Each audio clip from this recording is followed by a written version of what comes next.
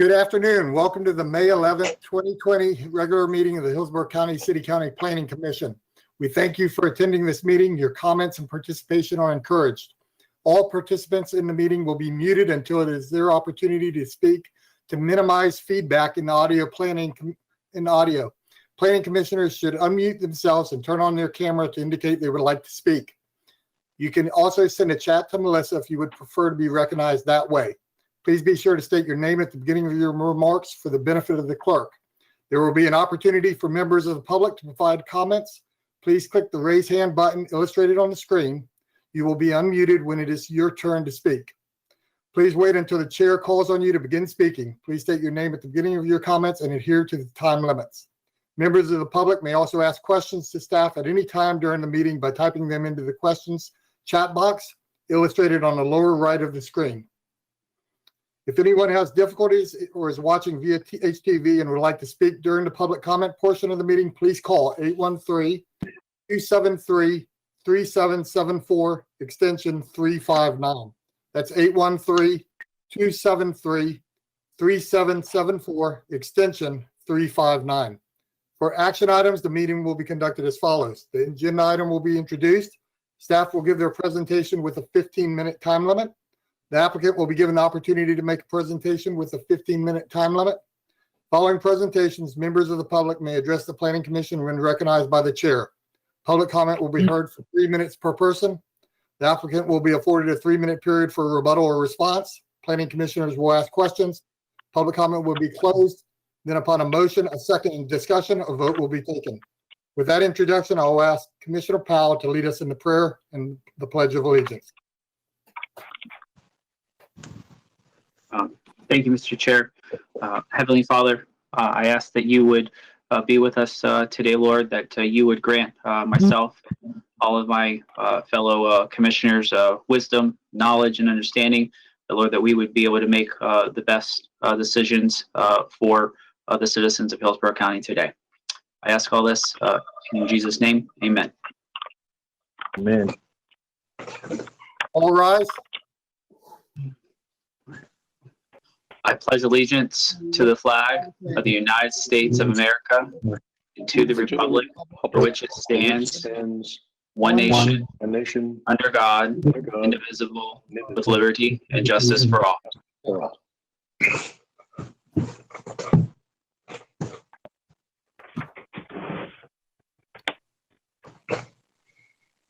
Thank you, Commissioner Powell. Roll call, please. Thrower, Here. Bernstein, Here. Cardenas, Dickerson,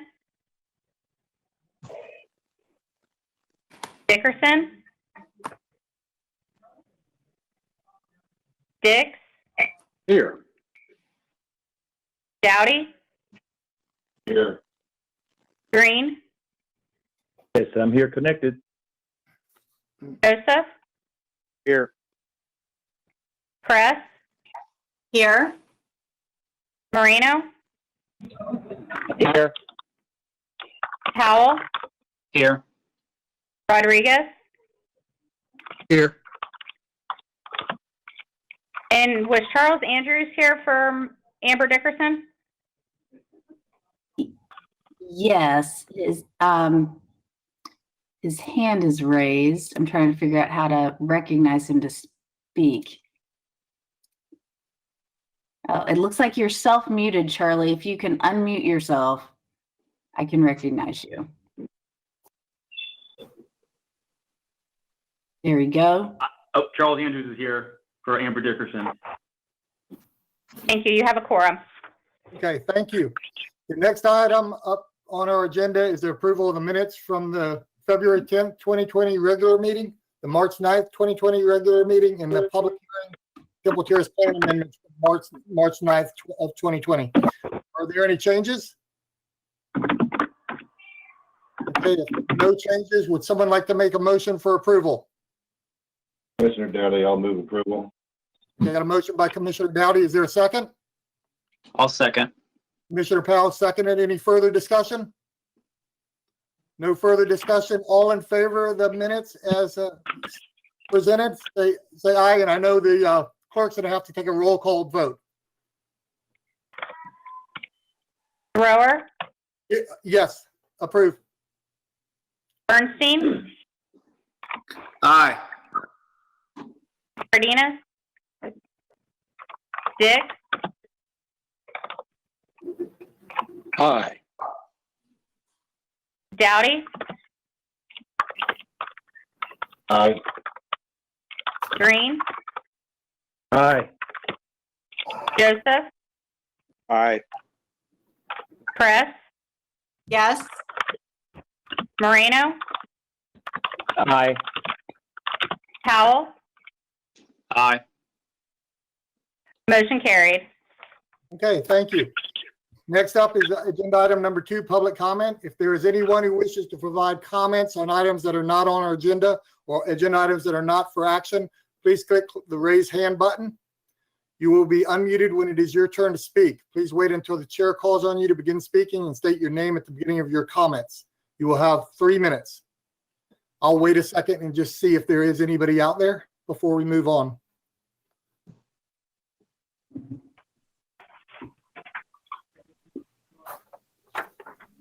Chairman, I don't see anybody who's raised their hand. Okay, thank you.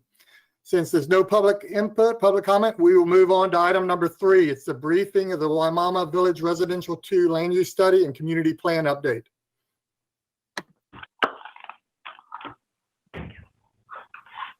Hello.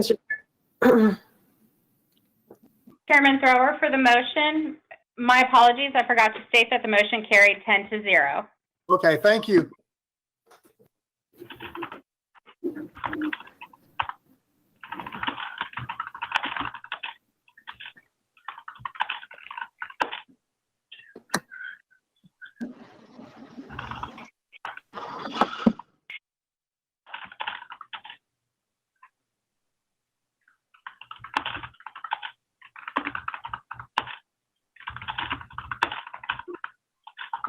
All right, good afternoon, Commissioners. Tatiana Gonzalez, Planning Commission staff. This presentation is a status update on the WVR2 land use study and the community plan update. It is an information-only item. This map highlights the Wimauma Village Residential 2 study area in purple. WVR2 is a future land use category specific to the Wimauma Village Community Plan area. And this land use category is currently under a moratorium for new rezonings. And this study is evaluating the employment and service requirements associated with the category. The objectives of the study include updating the Wimauma Village Community Plan, developing a strategic action plan to revitalize downtown Wimauma, and providing policy recommendations for the WVR2 plan category. The WVR2 land use study itself will be completed by the University of South Florida's Center for Community Design and Research, which is the research division of the School of Architecture and Community Design. Parallel real estate market analysis and community profile will be completed by WTLNA. This analysis is informing the WVR2 land use study and ensuring that the final recommendations are grounded in market and economic realities. And working with the Planning Commission throughout this process are several Hillsborough County departments comprising the project management team, staff from Economic Development, Development Services, and Community and Infrastructure Services have been collaborating with Planning Commission staff as the study progresses. And the team is now engaged in policy discussions and evaluating the consultants' recommendations, initial recommendations. Now, as part of the ongoing real estate market analysis, WTLNA prepared a few preliminary data points that we were able to share with the land use study consultants and the community. More than half of housing developments in Wimauma are owner occupied. However, 39% of the current housing inventory is only mobile homes, and housing vacancies in Wimauma are quite low, showing that housing is a major need in the area. Agriculture is a main employment center in Wimauma and accounts for 32% of all jobs. However, only 67 new jobs have been created in a 10-year period.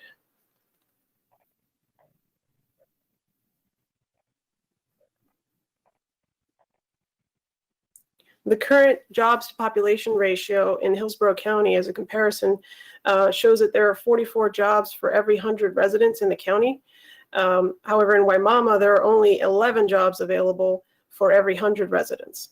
Now, although the population in Wimauma has increased from 2006 to 2017, available employment remains low, which is prompting nearly 2,700 residents to leave the area to work daily.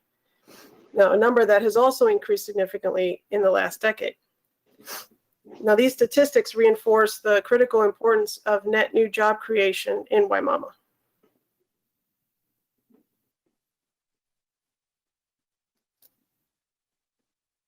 The public engagement and planning process for this study follows the 7-step community plan update process, which requires a public notice to be sent to all residents within the Wimauma community plan boundary.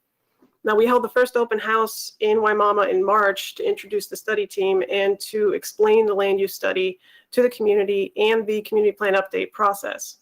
And this was followed by a 3-day charrette in which the USF team gathered input from the community through a hands-on design workshop. Now, the attendance at these events was very high, with more than 200 people attending the open house and the charrette. Unfortunately, due to COVID-19, staff had to move public engagement to an exclusively virtual platform. And during the month of April, staff held a virtual workshop on the agency website and created an online survey in both English and Spanish to gather additional input from the community.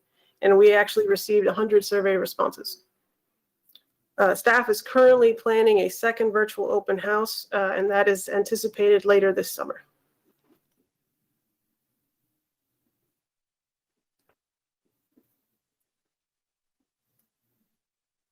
Now, based on the community outreach that we have had and the community input we've received, the project has developed some initial recommendations, and we've started the process of creating and modifying policies in both the comprehensive plan and the land development code. And some of these recommendations include appropriate increases in density to incentivize development in downtown Wimauma. As an example, through the voluntary use of transfer development rights from Balm to Wimauma. Another recommendation stemming from the real estate market study is the refinement of the job housing ratio in response to market reality and best practices, which could potentially decrease the required commercial square footage requirement.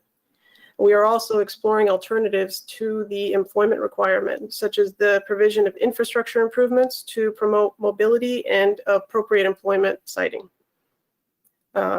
Finally, standards for residential development to include street network design and the expansion of open space requirements to include specific conservation and agricultural uses.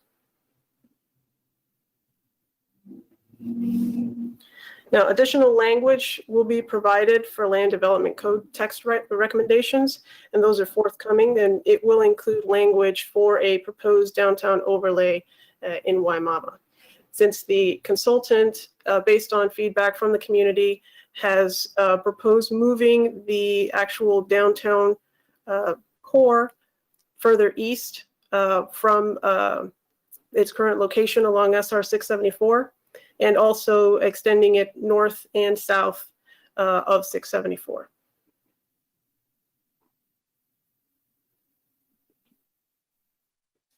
So our next steps are to hold the second open house, and we will be renoticing all the residents within the Wimauma community plan boundary.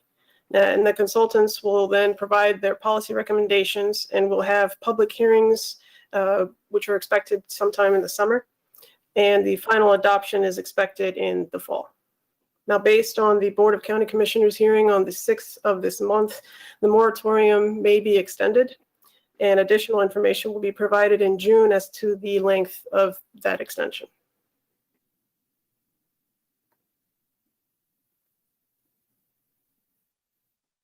All the materials from our outreach events and additional information regarding the study, such as the scope or the project timeline, are available on the Wimauma project page on the Planning Commission's website. We have included an email sign up for anyone who'd like to receive project updates as well. This has allowed us to actually stay in touch with the community during this time when we're unable to actually be present in the community to engage them. So the link that we've created is a bit.ly link to make it much easier for anyone to access our project page. And this concludes my presentation. I'm available for any questions. Okay, thank you. Any questions from commissioners?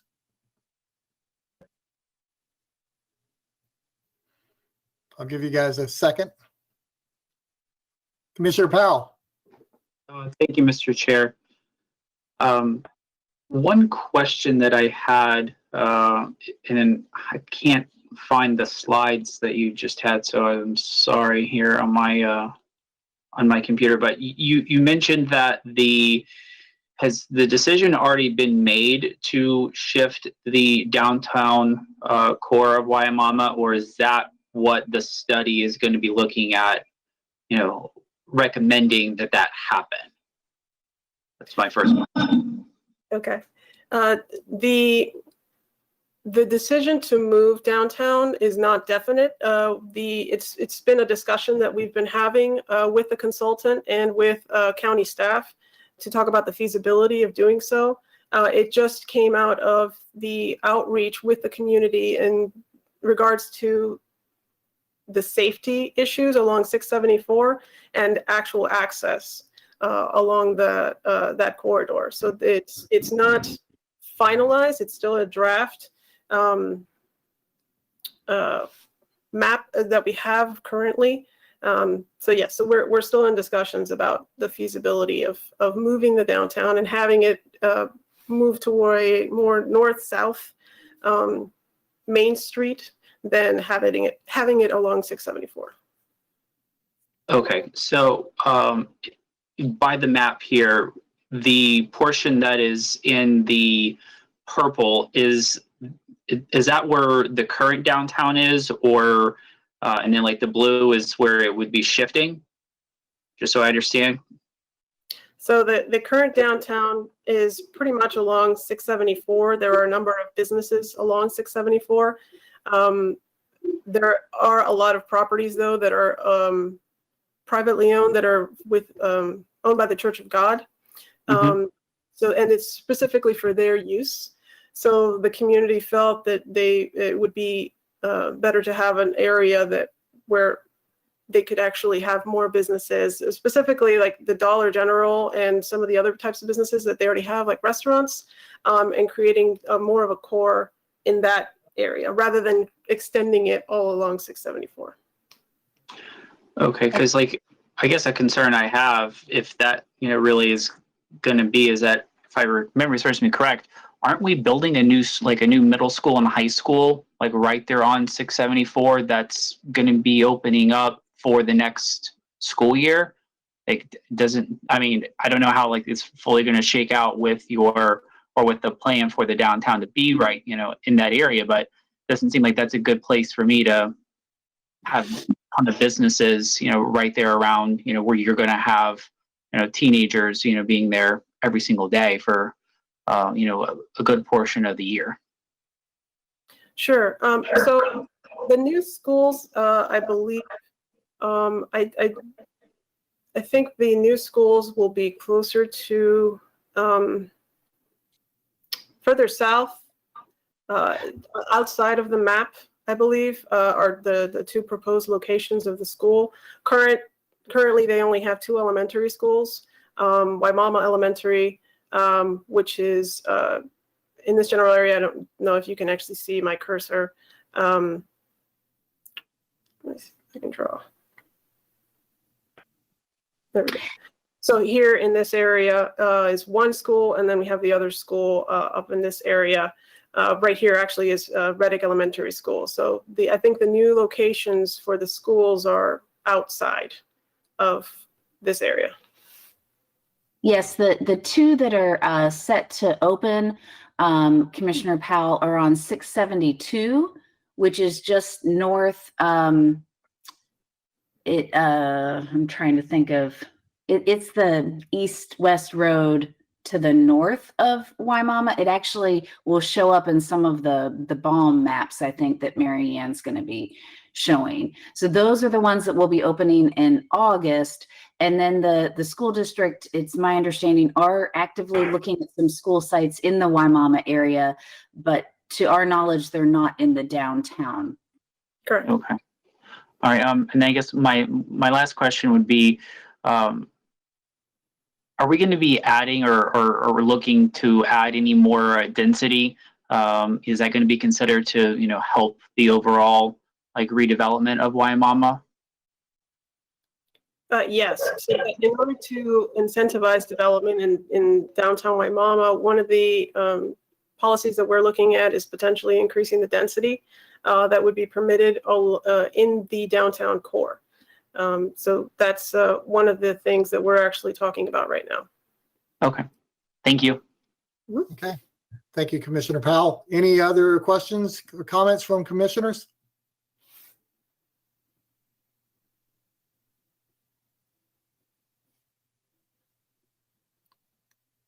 Give them a second. Any other questions, comments?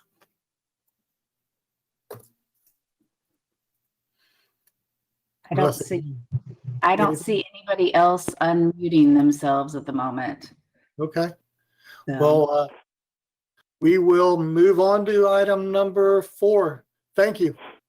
Item number 4 is the briefing on a residential plan 2 land use study.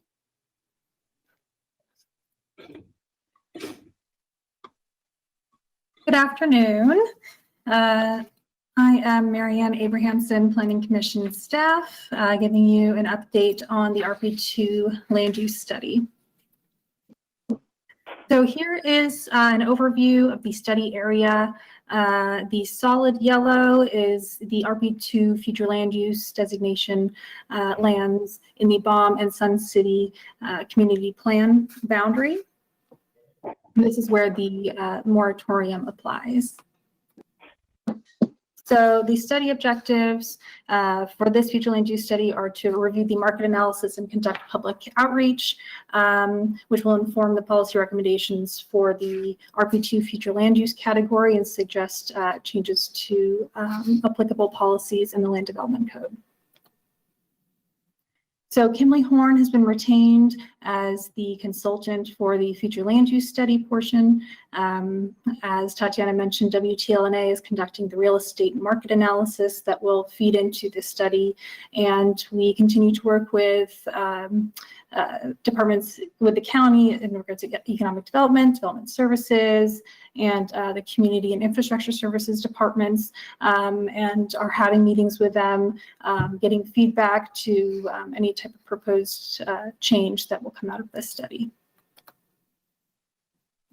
So as mentioned prior, there have been a series of stakeholder interviews which began earlier this year when we can still hold in-person meetings. So WTLNA and the Planning Commission staff conducted face-to-face interviews with RP2 stakeholders at the South Shore Regional Library, in addition to various phone interviews.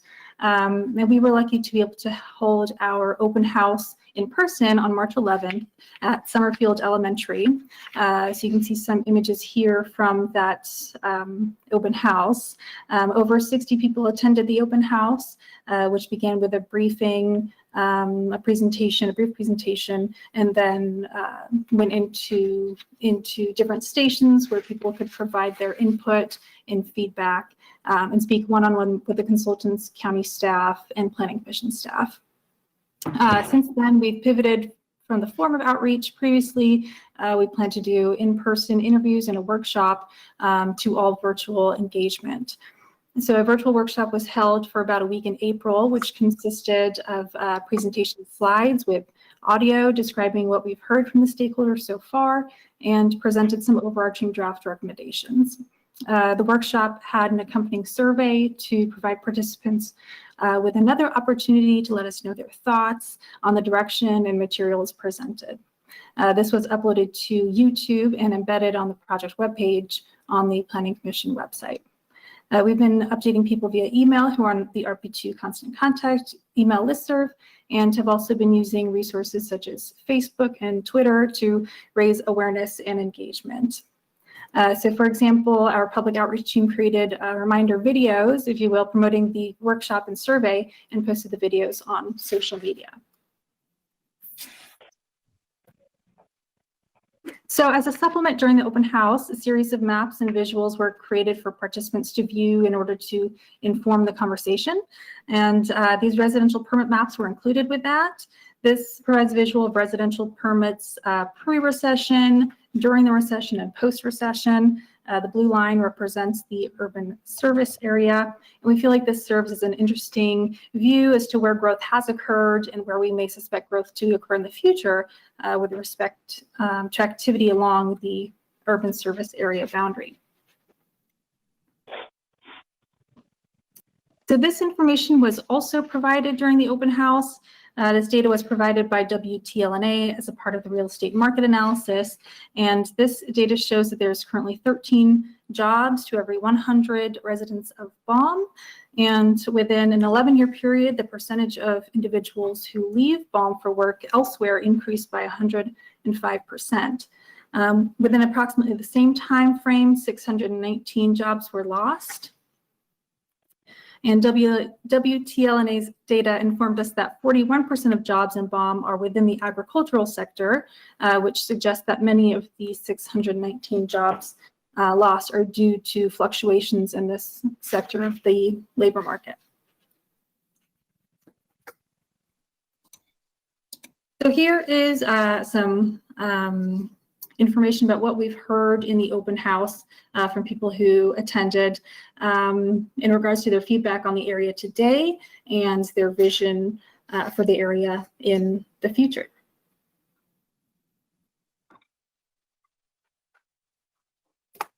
So some initial policy recommendations for the RP2 land use study that we've been discussing with the consultants and with stakeholders and county staff are introducing policy refinement to the commercial housing ratio in response to the market reality that is provided by WTLNA, exploration of alternative options to support infrastructure improvements in the area, residential development standards in acknowledgement of varying character in the north and the south areas of the study area. And another thing that we've heard is very important for those living out there is the open space. So identifying options for connectivity of the open space in the area. So this schedule follows a similar schedule to WTLNA, or excuse me, to the WVR2 study.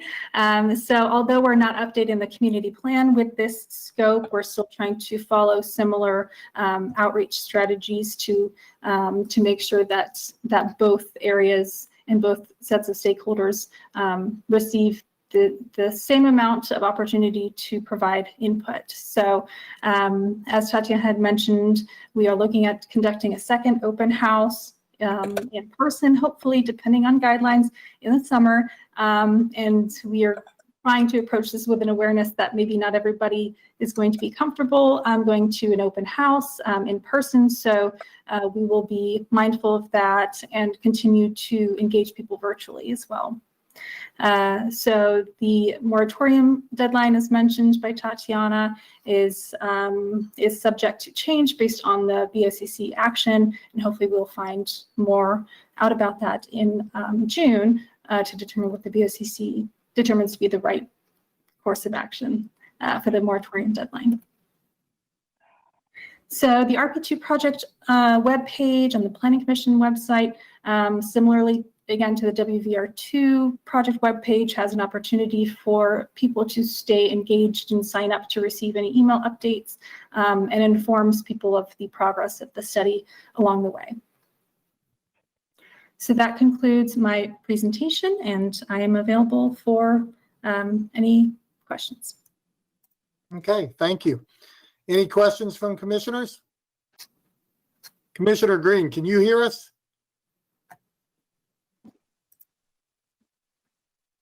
Yes, yes, I can.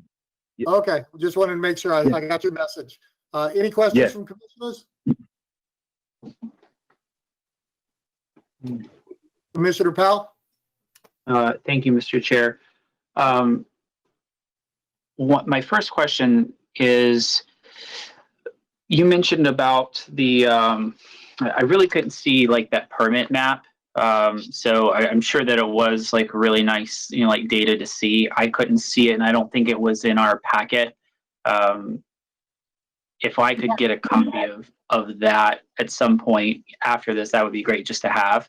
But you mentioned that the jobs, that were lost and that left, the area,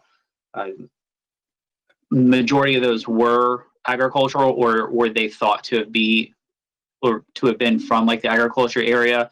And my concern or not, I don't understand, is of those jobs that were lost, were those jobs that were like permanent jobs, or were those jobs for, people who are like transient workers who are just coming in, to help pick fields and things of that nature? And would we have lost those jobs, either way?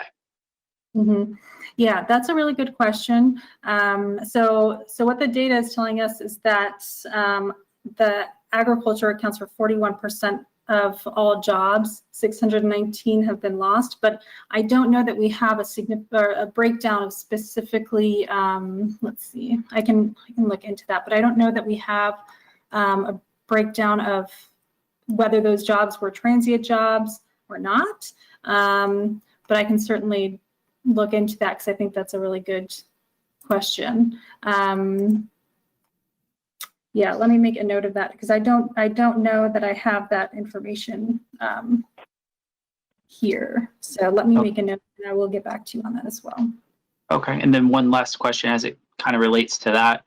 I know that there's a job component with the land development code for that designation, but do we know what type of jobs that we're hoping to establish or have, like created there? Because are we looking for, Wall Street to move into Wimauma, or are we, just hoping for, regular jobs such as employment from, restaurants or gas stations, things of, that nature? Like, what are we hoping to attract? Mm-hmm. Yeah, so there is a commercial, currently there's a commercial requirement in the planned village category. And so that's something that we are looking at, whether that still remains something that's desirable, or remains something that is really realistic now. I don't know that we are identifying necessarily what type of jobs we are suspecting that those commercial that commercial requirement would fill. Really anything, in my understanding, I see Jay's camera's on, so please feel free to interject, but in my understanding, anything that is really allowable under the commercial zoning criteria. So I don't know that we're looking to put big tech industry and bomb necessarily. My understanding is that it's commercial neighborhoods, neighborhood commercial jobs, if you will. Right. Well, I mean, and that would make sense. It's just that I know with a lot of those types of businesses, you first have to have the people there, and the traffic counts and things like that first, before they're going to move in, to those areas. And to me, it just seems kind of wishful thinking that, hey, it's almost like we're expecting these businesses to be there before the people are there, and that's simply never going to happen. Mm-hmm. Mm-hmm. And that's certainly some feedback that we've been hearing as well. So that's a significant part of what we are looking at now in the update. Mm-hmm. Okay. Sorry. No, go ahead. Oh no, go on. Oh, I just had a separate question for Melissa, but I didn't want to interrupt your thought there. No, it's okay. Melissa? Yes, sir.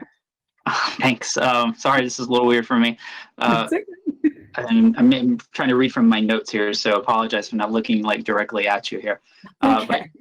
But on the, how are you seeing like the study area efforts? Are they, similar, or are they different? Is there any sort of like, influence on, one or the other? Yeah, I think there certainly are some similarities that we're hearing in terms of desire to have infrastructure keep up with the development that's occurring in the area. I think there are some differences in that this area, the RP2, there's more of a sentiment in Baum for keeping things lower density. In Wimauma, I think there's more of a sentiment about creating that downtown, and they understand that they need some density to support that kind of commercial. And if they want to have mom and pop restaurants and things like that, they need customers. So I think there's some, that's where there's some difference. And I think you've hit on one of the key issues that we're going to have to figure out is how much commercial can each of these areas sustain. And because they're geographically different, but they're not that far apart either.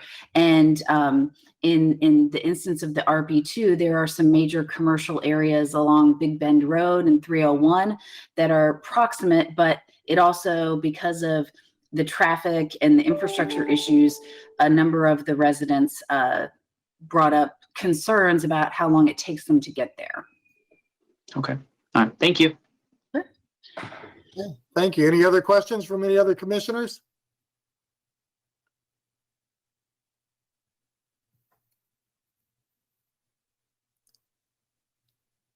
I don't see anybody else unmuting themselves. Okay. Give them a little. I think everybody's very shy today. Okay.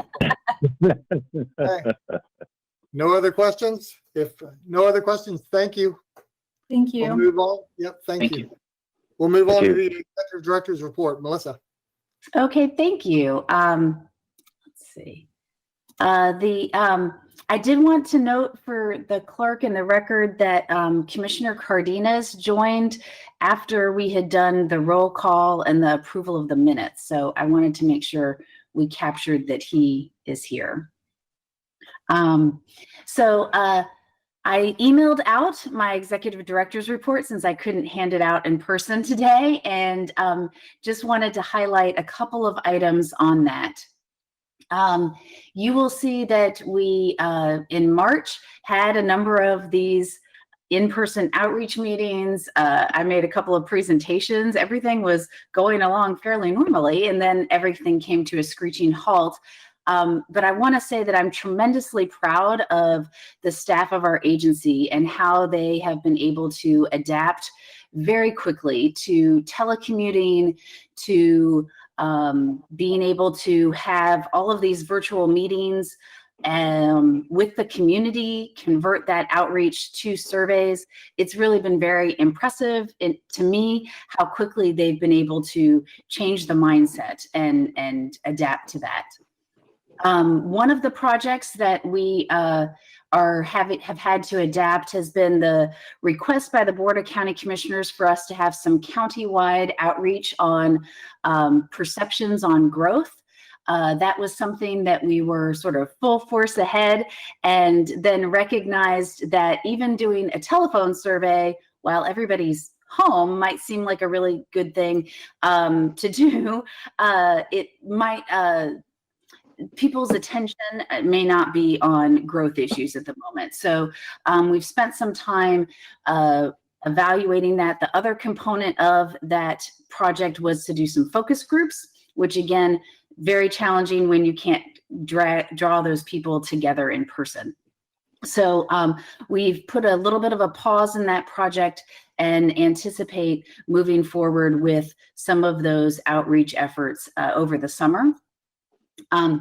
Another effort that staff has been working on during this time has been looking at compliance with the Americans with Disabilities Act as it comes to our website and the information that we put out. through our website. So we all attended what's called 508 compliance training at the beginning of April, and we have a internal task force looking at how we can make sure our documents are easily accessible to folks with all sorts of disabilities. So you may start to see some changes in the documents that come to you and how they appear. Some of the ways we, instead of pointing to the color on a map, maybe describe its location instead. So those are some of the things that we've been spending some time on. We had a very successful virtual information barbecue on April 13th on missing middle housing, with some speakers from the city of St. Petersburg who have recently instituted some code and plan changes to encourage affordable housing in sort of lower density, triplex, quadplex types of development. So that was really great. And we were actually found that we were able to reach some additional folks who would not have normally been able to come to County Center to participate in something like that. So we're looking at how we can continue the virtual component to a lot of these things, because we're finding it's drawing in additional people. We're able to reach more folks. We got a request from the city of Tampa to work with them on a neighborhood commercial district corridor plan with a look towards potentially the Bay to Bay corridor. So we've been having some meetings with the city of Tampa staff on how that fits in the context of some other studies they are doing, and how we can make this a pilot program to template in other areas of the city of Tampa.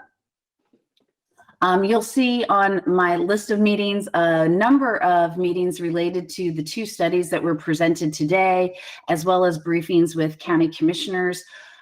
Those were on that same topic.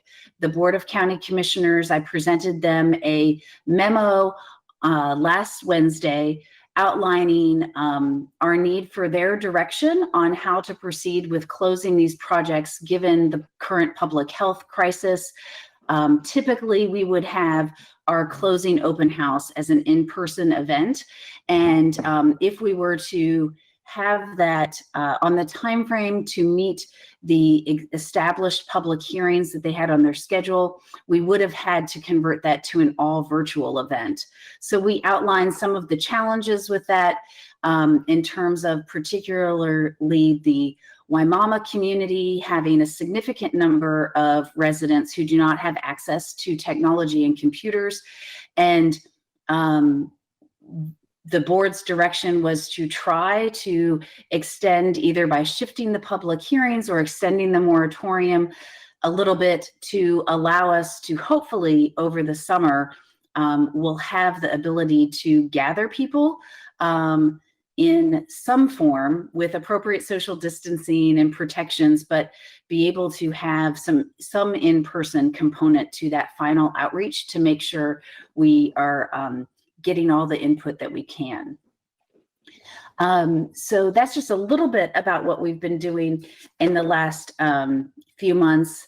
Next month, we do anticipate having our June 8th public hearing covering both well, we'll have a regular meeting, and then we will have public hearings covering both the county plan amendments and City of Tampa plan amendments. Just on Friday, the governor extended his executive order allowing for virtual meetings to continue for 60 days by boards and commissions such as the Planning Commission. So we will be looking at a virtual meeting in June. We are hopeful that there'll be that we'll be able to gather just as much public comment as we normally would through this type of venue, and that through multiple practices like this, we'll be pretty good at getting attendees input. If the currently County Center is closed to the public, should that condition change, we would also try to offer up some opportunity for those who cannot access the meeting through GoToMeeting or through their phone to be able to attend in person and have a laptop or something set up for them to walk up to and provide their public comment. Also, we're anticipating at your June meeting, you all making a selection on the MPO Citizen Advisory Committee appointee. We did get 3 applicants for that. The bylaws outline that if we have 3 or less applicants, then those all can move directly to the Planning Commission board. If there were more applicants, then the Planning Commission Executive Committee would be charged with narrowing it to 3. So I would like your direction on whether you would like us to, at your regular meeting, have those 3 applicants give a 3-minute presentation on why they're interested in the position. I believe we did that 4 years ago when we first got an appointee, but then the last time we just had 1 applicant, so we didn't have, there was no need for that. So I'd be interested in your input on that. And then the last thing I had was I just wanted to mention that as part of our look at this countywide outreach on growth, I have executed a small contract with Kimley Horn. They now have the staff person who worked on our growth projections. He was originally with Cambridge and Associates, but now he is with Kimley Horn.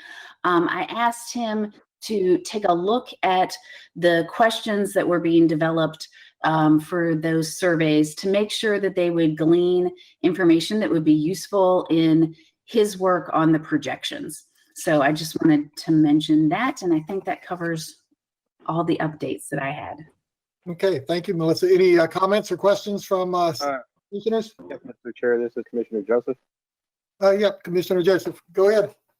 I did have one question for Ms. Zornitta. I didn't hear anything today about our work program involving the revisions to the comp plan that we were kind of hot and heavy with before all this kind of kicked up.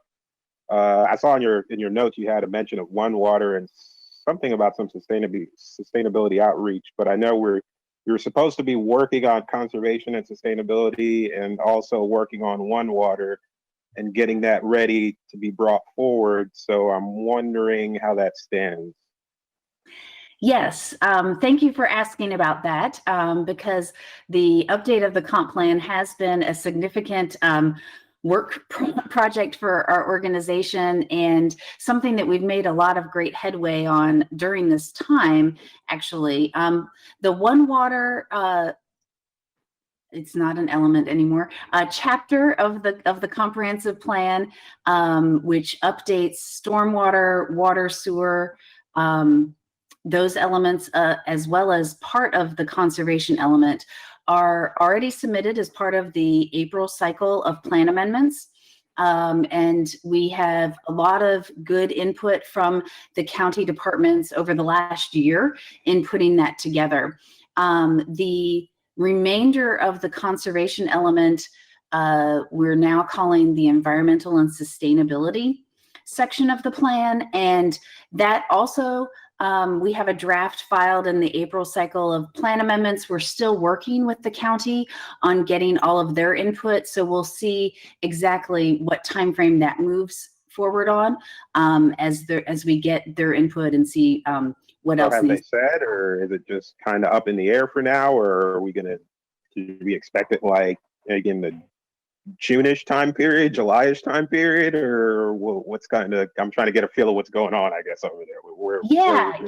Well, the One Water, all of the April cycle of amendments should be, you should get a briefing of them in June, and then the public hearings for the privately initiated amendments are scheduled in July, and the publicly initiated amendments in August. Okay.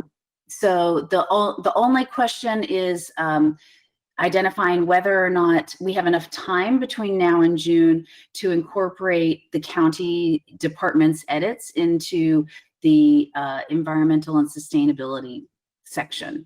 So where are they at? Do you know where they are at with their edits, or is that kind of what we're waiting on?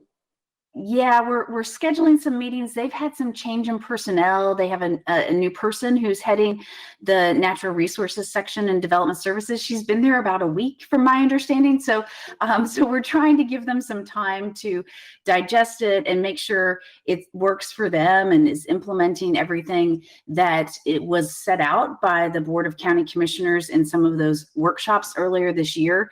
So I do anticipate that may take a little bit longer and maybe a couple of months behind the One Water, potentially.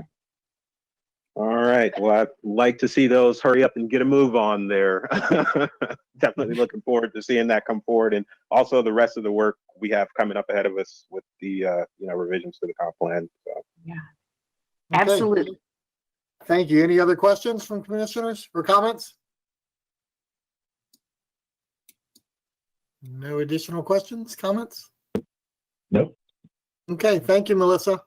Is there any opinion on having the 3 applicants for the MPO-CAC? Would you like them to present to you next month before you make a decision? I think personally, I think it's kind of nice to hear from them. Okay, I'm seeing head nods and I thumbs agree. up. Okay, great. That's exactly the feedback I needed. Thank you. I had Okay. another comment also, Mr. Chair, if I could. Yep, go ahead.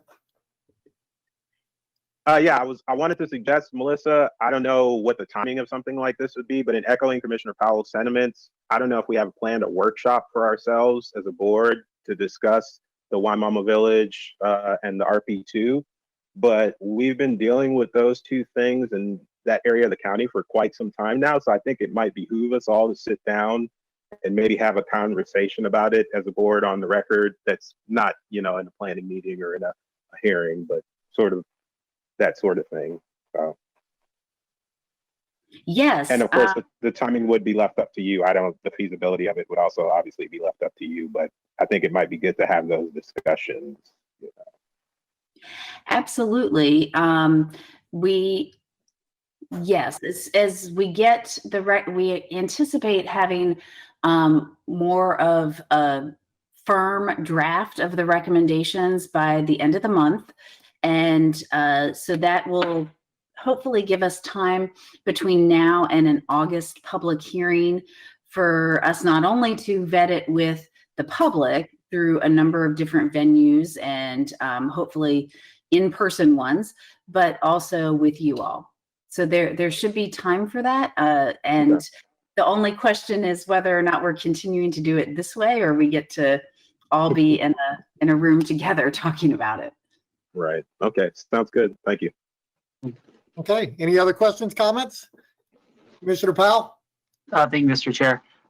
Actually, kind of echoing what Commissioner Joseph was saying, I would really like to have a workshop when we start to discuss the text amendment that's coming up for adding attainable housing to the code, because I've had obviously, well, the AHAB hasn't been meeting at all, but I had some concerns or just some thoughts that I wanted to share with everyone as we were going to be incorporating that, because I still think I didn't get to attend the missing middle brown bag, unfortunately, but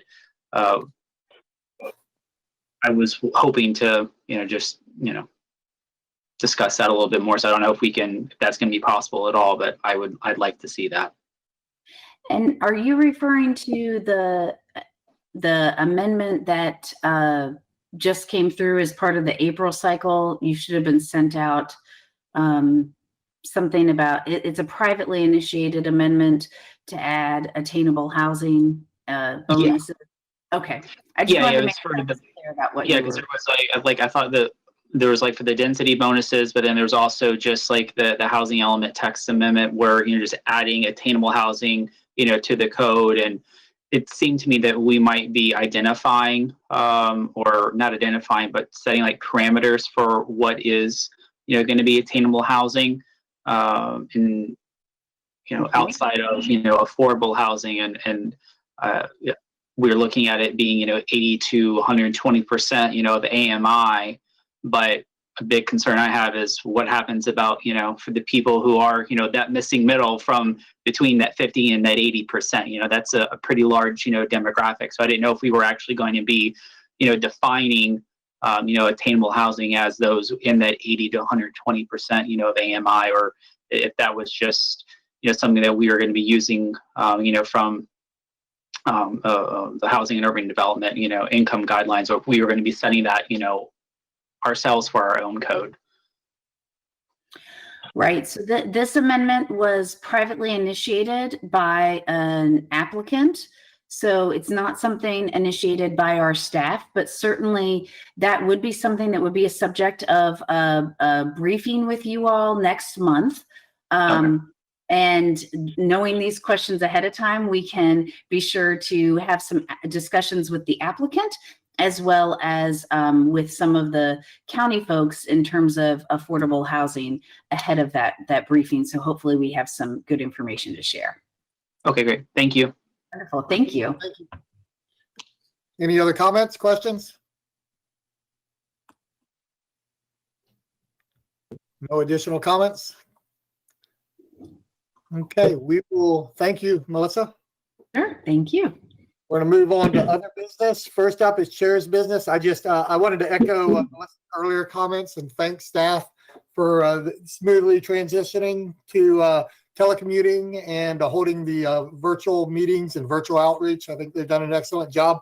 I wanted to thank IT, especially like Lionel has helped me considerably in terms of setting up for this meeting and everything. So, and I know there's other folks involved, but I wanted to thank everyone. So that's all I have for chair's business. I'm going to go on any old business. Anyone? Okay, no old business. Actually, I did want to mention under old business, the Melissa, I don't believe you mentioned it. Your review will be next meeting too, right? Yes, we decided to wait until we had other action items, and in hopes that the meeting would be in person in June, but it doesn't look like it necessarily will be. Okay. And I know we've already gone through the process. It's just discussing it and everything. We've already taken the actual assigning the numbers, numerical numbers and everything. It's just discussing that and everything. I just wanted to throw that out there so the planning commissioners are aware of it and can kind of look back over that before our next meeting. That's all I have for old business. Any new business? Anyone? Okay, no new business. Any committee reports? Commissioner Powell. Hi, again. Thank you, Mr. Chair. Just a quick update. The AHAB has not had any recent meetings. The meeting for this morning was canceled, but I do think that we will be having a meeting next month so I'll have a little bit more information to report. One good thing that did happen, which I think a lot of people probably already may have seen, but with the Florida legislature, my understanding, they did approve the full funding of the Zordowski Trust. So I believe we're going to be seeing a lot more funds come in for our public housing and that we should have been getting all along. So I think it's the first time since maybe like Governor Bush, since it's been fully funded. So that's a good thing. But outside of that, that's all I have to say. Okay, thank you. Any other committee reports? No other. Oh, Commissioner Dowdy. Yeah, thank you, Mr. Chair. And it's really not a committee report. It's just to echo along like what Commissioner Powell said. The River Board Technical Advisory Committee has not held any meetings since this pandemic started. So just to clue you in that they haven't happened, and we're hoping that they happen soon. That's it. Okay, thank you.